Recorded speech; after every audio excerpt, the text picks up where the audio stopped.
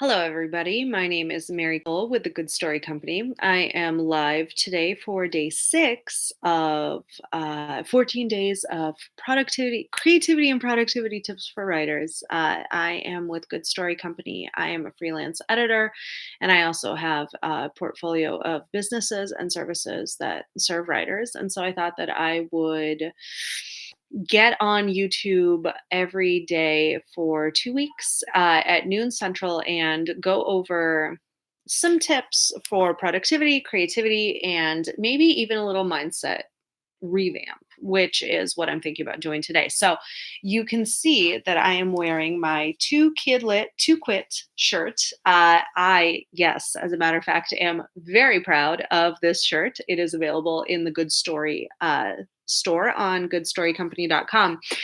But it was really fun to make, and it was really fun to come up with this idea of obviously too legit to quit, too kidlit to quit. Kidlit is the blog that I've been running for over 10 years.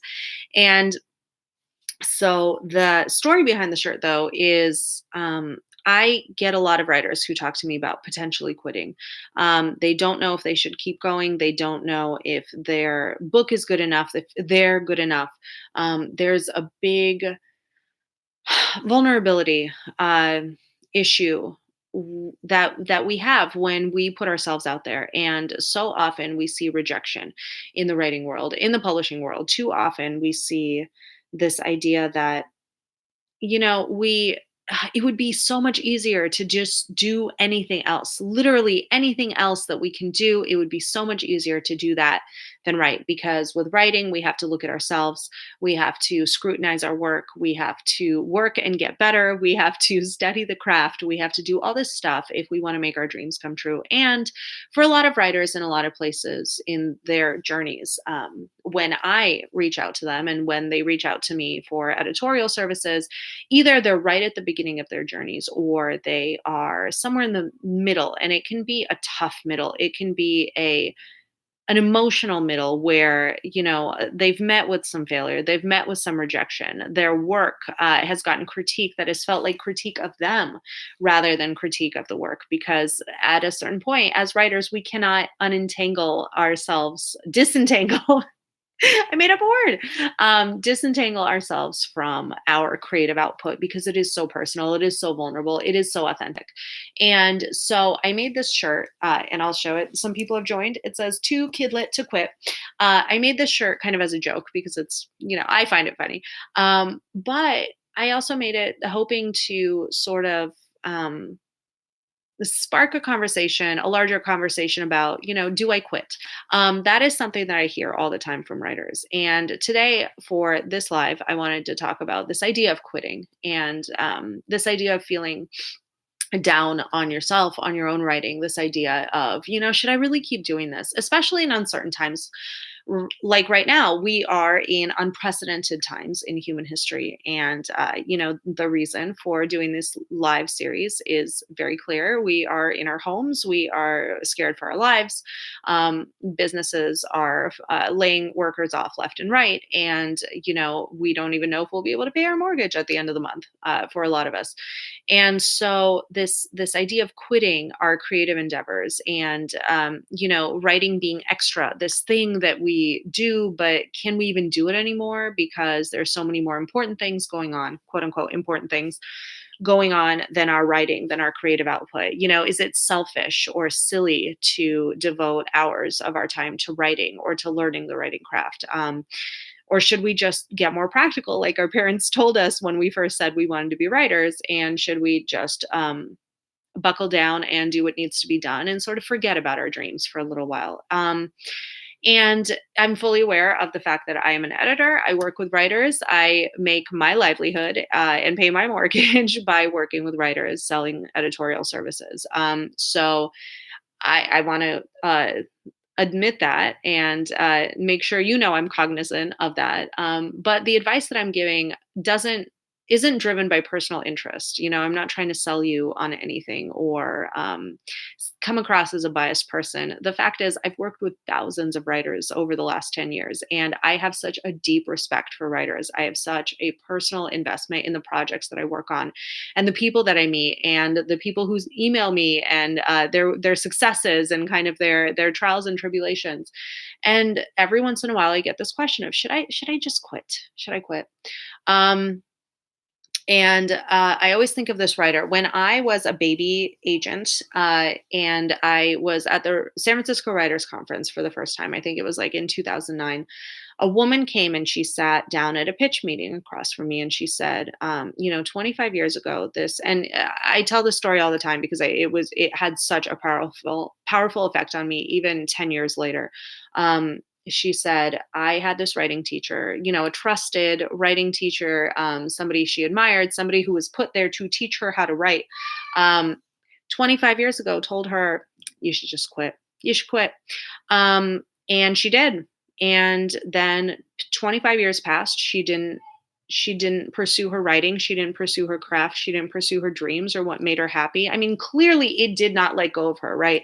She showed up at the San Francisco Writers Conference pitching me after a 25-year hiatus. Imagine everything that she could have done in those 25 years if she hadn't taken this writing teacher's advice to quit.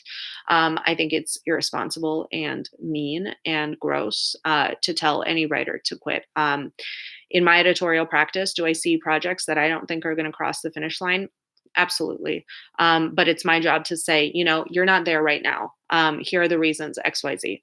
This is what I believe that you should do in order to improve and sort of compensate for whatever is kind of wrong with this draft. But how the hell do I know what that person is going to do when they trot out an amazing revision? How do I know that they're not going to go back into their writing hidey hole and come up with something just absolutely incredible? And so I have never taken it upon myself to be like, there, you should quit, pack it up, call it a day. Because that writer, she missed out on 25 years of writing, which was her dream, her passion, her lifelong sort of motivator. And she went back to it, but she quit. She let those comments stop her for a very long time. And I just feel so angry to this day on her behalf at that writing teacher for opening their mouth and saying, yeah, you should probably stop. Um, because the thing is, if we're there's this quote that we put on the Good Story Instagram, and I wish I could remember who it was from, but it's along the lines of a writer is a person for whom writing is more difficult than for the average person.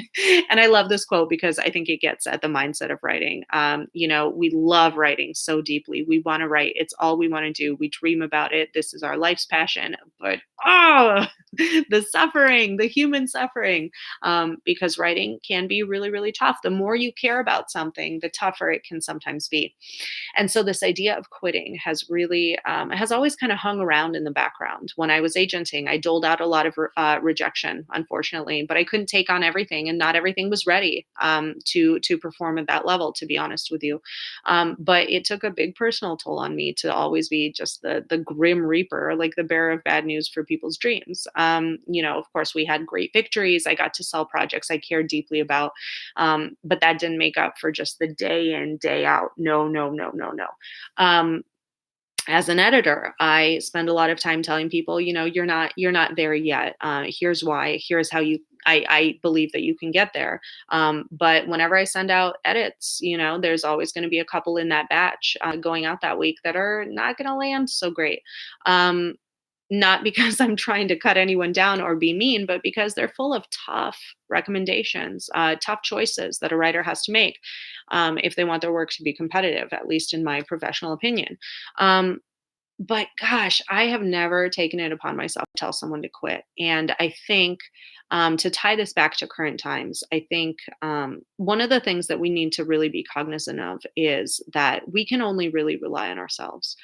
And any minute, everything around us can be taken away. This virus scare has really sort of, I think, brought people to this very uncomfortable place of life is not really in my control. And I've had a few events in my life that have taught me that over and over. that life is just, God, as great as I am and responsible as I am, and I go to the dentist and I pay my taxes early and all of this, like, I'm a good girl, I'm a good person, and I do good in the world, as far as I hope every day. And I still, gosh, the rug could get pulled out from under me. And so I think that this is reminding people that if there's something that you want to do, just, I'm gonna swear. I'm gonna speak some French. Just fuck it. Just do it.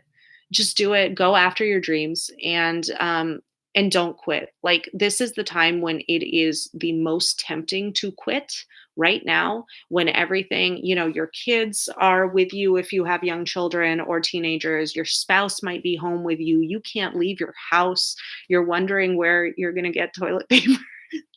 The national obsession with toilet paper is just so funny to me. Um, but you just, everything is crumbling around you, and you might be so tempted to just quit or stop or put an indefinite hiatus on your writing and your dreams. Yes, publishing is not a recession proof business. Publishing is going to have a hell of a time crawling out from under this one. But publishers publish books. That's what they do. That's how they make their money. They have shareholders, they have employees, hopefully. um, they're going to crawl out from under this eventually. And so I am starting a new venture that I am not ready to talk about yet. But one of my partners is a literary agent in New York, and he and I were talking the other day, and he said very wisely, there are people who stopped writing when Trump was elected. I'm not trying to bring my personal politics into it, but I remember that there were people who were like, people canceled editorial services. They said, I just can't, I'm not in a mindset right now that I can write, for whatever reason. And they just stopped.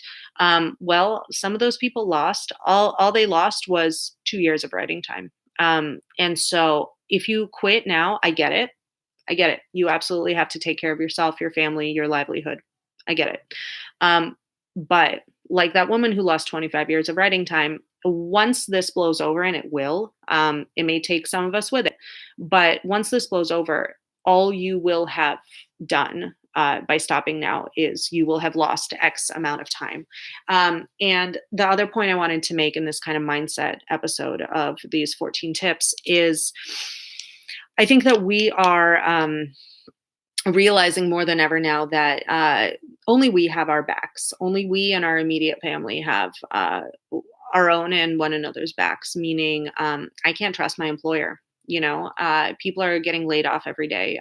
Danny Meyer, who is a paragon of the restaurant, New York restaurant world, he's written a restaurant business book that is considered to be the restaurant business book, so he's very highly respected. He's a very good businessman. He is sort of up on a pedestal. He fired 2,000 employees this week in the hospitality industry, despite having all the business chops, the popularity, all of it. And he cited something very, very dark. It was like, it was sudden and complete lack of revenue.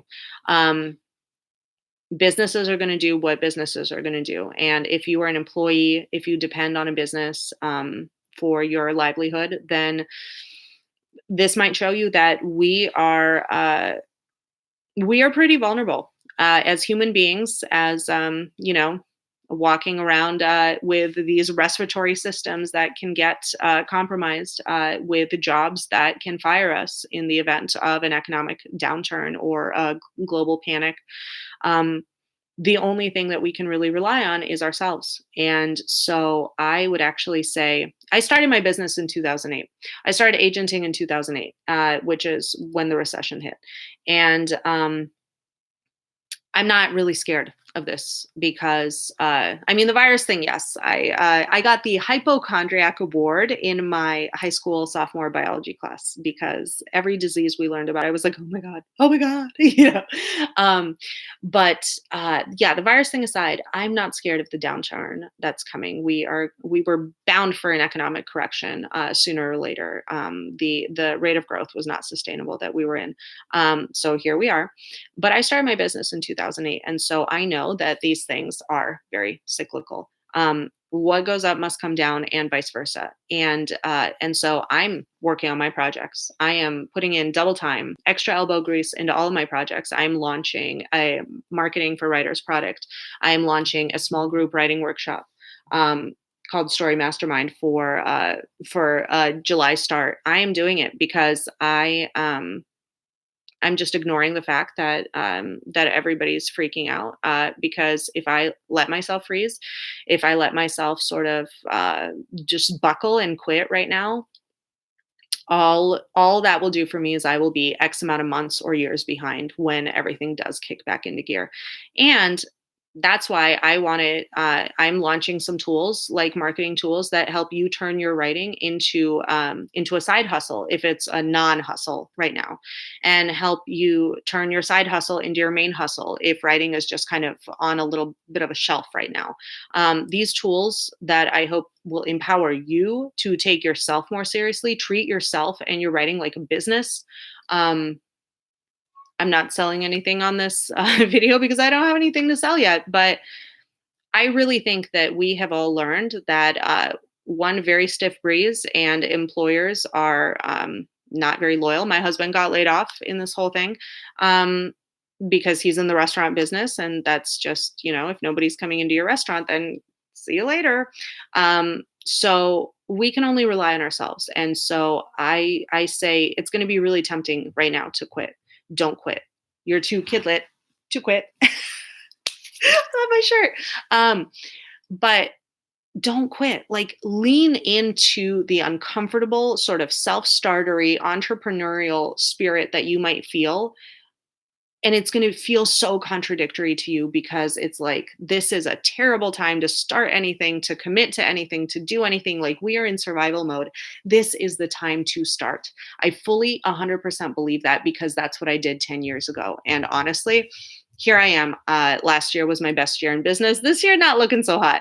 Um, but that's okay because I have built up cash reserves and savings, and I was able to just feel okay about everything that's going to be happening starting 2 weeks ago to now. So I'm going to keep going. And I hope that you keep going with me. You start taking yourself more seriously than you feel naturally inclined to do in this time. You start thinking of your career, your writing business, and your writing more seriously than you may be inclined to. If you quit, I get it. I totally understand. And it's not on you, and it's not a shame or blame type of thing. Um, we're all very scared right now. We're all very uncertain. But if you can find it in yourself to be just this much more excited than you are scared, and this much more motivated than you are demotivated, then I would run with it, because this is really the time when you can put yourself first, focus on your writing, and figure out a way to survive and thrive in a down environment like this. Then by the time the economy corrects, you are going to be so much further ahead than you would have been if you just stopped. So I'm not quitting. I'm really not quitting, and I'm advising my entire team. I'm like, you know what? We're gonna have to pivot. We're gonna have to do so. I work with 10 employees, so I have that on my shoulders. I have that responsibility on my shoulders. But I'm like, let's figure out how we're gonna survive this thing, and that's gonna put us so much further ahead once things actually turn around. So this is not so much a tip, but an idea, a mindset shift that I'm hoping that you can make with me. I'm choosing not to be scared, and I'm choosing not to stop. In fact, I am firing up my engine right now because there will be an end to this. I know it doesn't seem like it, but there will. And I'll see you on the other side. And I will see you tomorrow at noon for another productivity and creativity tip for writers. This has been day 6, and we will see you for day 7. And then this series will end on the 29th. But thank you so much for joining me, and have a wonderful and creative and productive rest of your day. All right. Bye.